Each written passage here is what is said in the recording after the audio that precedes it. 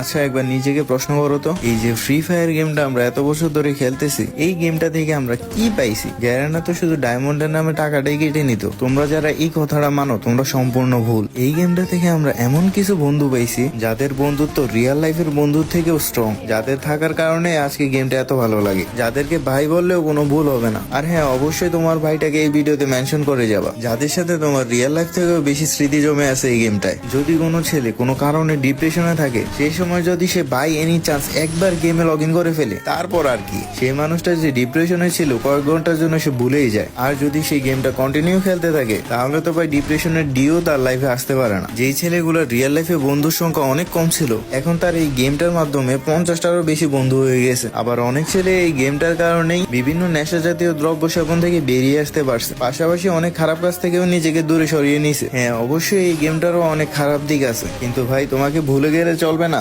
আমাদের এই দুনিয়ার সবকিছুরই যদি ভালো দিক থাকে, তাহলে অবশ্যই খারাপ দিকও থাকেই। সুতরাং এই গেমের খারাপ দিকগুলো আলাদা করে হাইলাইট করার কিছুই নেই। আর হ্যাঁ, এই গেমটা আমাদেরকে যা দিছে সেটাও আমরা কোনোদিন পরিশোধ করতে পারবো না। তোমাদের ভাইদের মেনশন দিতে ভুলবে না কিন্তু।